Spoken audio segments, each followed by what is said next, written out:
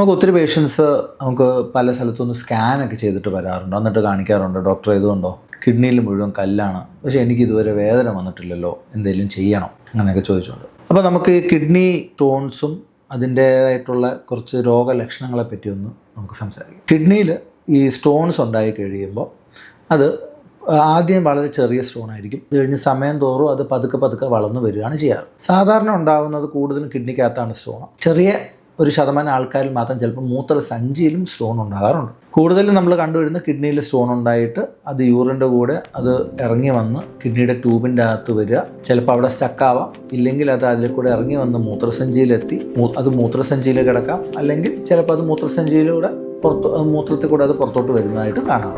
അപ്പം ഈ കല്ല് എവിടെയാണ് ഇരിക്കുന്നതെന്നുള്ളതനുസരിച്ചിരിക്കും ഇതിൻ്റെയൊക്കെ രോഗലക്ഷണം. നമ്മുടെ കിഡ്നിക്കകത്ത് വെറുതെ ഇരിക്കുന്ന ഒരു കല്ല് ആണെങ്കിൽ എന്ന് വെച്ചാൽ അത് ഈ കിഡ്നിക്കകത്തുള്ള യൂറിൻ്റെ ഒഴുക്കിനെ അത് ബാധിക്കുന്നില്ലെങ്കിൽ മിക്കവാറും വേദന ഉണ്ടാക്കത്തില്ല. പിന്നെ അത് അവിടെയൊക്കെ ചെറുതായിട്ടൊക്കെ അനങ്ങുകയൊക്കെ ചെയ്യുമ്പോൾ, ചെറുതായിട്ട് ഒരയുകയൊക്കെ ചെയ്യുമ്പോൾ മൂത്രത്തിൽ ചെറിയൊരു രക്തത്തിൻ്റെ അംശമൊക്കെ കണ്ടാലായി. അപ്പം കിഡ്നിയിൽ വേദന വന്നില്ല എന്ന് വെച്ചുകൊണ്ട് നമുക്ക് കല്ലില്ല എന്ന് പറയാൻ പറ്റത്തില്ല. നമുക്ക് ഇത്രേ പറയാൻ പറ്റുള്ളൂ, അത് മൂത്രത്തിൻ്റെ ഫ്ലോയ്ക്ക് തടസ്സം ഉണ്ടാക്കുന്നുള്ള രീതിയിൽ കല്ല് ഉണ്ടാകാൻ സാധ്യതയില്ല എന്നുള്ളത് നമുക്ക് വേദന ഇല്ലാത്തതുകൊണ്ട് പറയാൻ പറ്റും. ഈ കല്ല് അത് യൂറിനിൽ കൂടെ വല്ലതും ഇറങ്ങി വന്ന് ട്യൂബിൻ്റെ അകത്ത് വല്ലതും സ്റ്റക്കാവുകയാണെങ്കിൽ, ട്യൂബ് എന്ന് പറഞ്ഞാൽ കിഡ്നിയും നമ്മുടെ മൂത്രസഞ്ചിയും കണക്ട് ചെയ്യുന്ന ട്യൂബാണ്. ഇതിനെന്ന് പറഞ്ഞാൽ അങ്ങനെ വലിയൊരു സൈസ് ഇല്ലാത്തൊരു സാധനം, ചെറിയ നമ്മുടെ ഒരു സ്ട്രോയുടെയൊക്കെ ഒരു സൈസേ ഉള്ളൂ. അപ്പോൾ അതിൻ്റെ അകത്ത് ഈ കല്ല് വന്ന് തടസ്സപ്പെടുകയാണെങ്കിൽ ആ കിഡ്നിയിൽ നിന്നുള്ള യൂറിൻ്റെ ഫ്ലോ തടസ്സപ്പെട്ടേക്കാം. അപ്പം ഈ യൂറിൻ്റെ ഫ്ലോ തടസ്സപ്പെടുക എന്ന് പറഞ്ഞു കഴിഞ്ഞാൽ നമ്മുടെ 2 കിഡ്നി ഉള്ളതിൻ്റെ അകത്ത് ഒരെണ്ണത്തിലേ തടസ്സപ്പെടുന്നുള്ളൂ എന്ന് വെച്ചാൽ, അപ്പം നമ്മൾ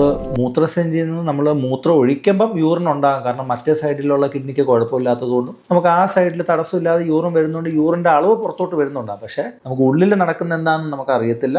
നമുക്ക് ആ തടസ്സം ഉണ്ടാക്കിയിരിക്കുന്ന കിഡ്നിയിൽ നിന്ന് ചിലപ്പം യൂറിൻ പുറത്തോട്ട് വരുന്നുണ്ടാവില്ല. അപ്പം ഇങ്ങനെ ഒരു തടസ്സം വന്നു കഴിയുമ്പോൾ എന്ത് പറ്റുമെന്ന് വെച്ചാൽ, നമ്മളിപ്പോൾ ഒരു ബലൂണിൻ്റെ അകത്തോട്ട് നമ്മൾ എയർ ഊതിയാൽ അത് വീർത്ത് വരുന്നത് പോലെ കിഡ്നിക്കകത്തുനിന്ന് ഉണ്ടാകുന്ന യൂറിൻ ഈ തടസ്സം കാരണം അതിന് പുറത്തോട്ട് പോകാനായിട്ട് സ്ഥലമില്ല.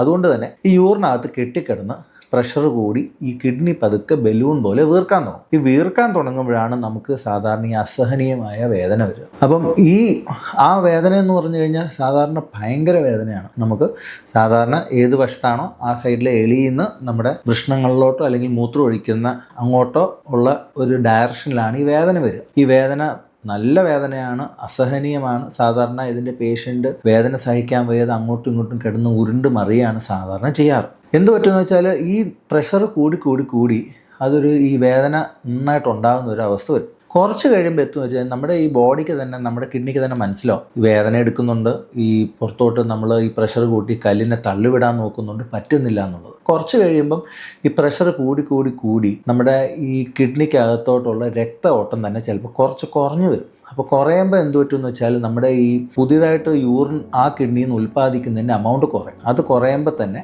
ഈ പ്രഷർ പതുക്കെ ഒരു സ്റ്റേബിളായി നിൽക്കാൻ തുടങ്ങും. അത് കഴിയുമ്പം ഈ കെട്ടിക്കിടക്കുന്ന യൂറിൻ നമ്മുടെ വെയിൻസ് വഴിയും ലിംഫാറ്റിക്സ് വഴിയൊക്കെ കുറച്ചൊക്കെ ഒന്ന് വലിയാൻ തുടങ്ങും. അപ്പം ആദ്യം ഉണ്ടായ പോലെ ഒരു സഡൻ ആയിട്ടൊരു പ്രഷർ ഇൻക്രീസ് മാറിയിട്ട് ഈ റേസ്ഡ് ആയിട്ടൊരു സസ്റ്റെയിൻഡ് ആയിട്ടുള്ളൊരു പ്രഷറിലോട്ട് പോകും. അപ്പം അങ്ങനെ ഒരു സസ്റ്റെയിൻഡ് ആയിട്ടുള്ള പ്രഷറിലോട്ട് പോകുമ്പോൾ പതുക്കെ വേദന കുറഞ്ഞു തുടങ്ങും സാധാരണ. അപ്പം ഞാൻ പറഞ്ഞു വരുന്നത് എന്താണെന്ന് വെച്ചാൽ, ഈ കല്ല് ട്യൂബിൻ്റെ അകത്ത് എവിടെയെങ്കിലും വന്ന് തടസ്സപ്പെട്ട് കിടന്നാൽ കുറച്ച് നേരം കഴിയുമ്പോൾ വേദന പോയി എന്ന് വെച്ചുകൊണ്ട് ഈ കല്ല് പോകണമെന്ന് നിർബന്ധമില്ല. അപ്പം കുറച്ച് നേരത്തിന് ശേഷം നമുക്ക് കംപ്ലീറ്റ് ആയിട്ട് നമുക്ക് വേദനയൊക്കെ മാറിയെങ്കിൽ 2 സാധ്യതകളാണ് ഉള്ളത്. ഒന്നെങ്കിൽ നമ്മുടെ ആ കല്ല് പോയി ആ തടസ്സം മാറി എല്ലാം അസുഖം മാറിയതിൻ്റെ ആവാം. ചിലപ്പം നമ്മൾ ഈ തടസ്സം മാറാത്തതുകൊണ്ട് പ്രഷർ കൂടി അത് കിഡ്നി ക്ഷീണിച്ചതിന് ശേഷം നമ്മുടെ വേദന നമുക്ക് മനസ്സിലാവാനുള്ള കപ്പാസിറ്റി കുറഞ്ഞതും ആവാം. അപ്പം കല്ല് പോകാതെ തടസ്സം നിർത്തിക്കൊണ്ട് വേദന കുറയുന്നത് ഒരു നല്ല സൈൻ അല്ല.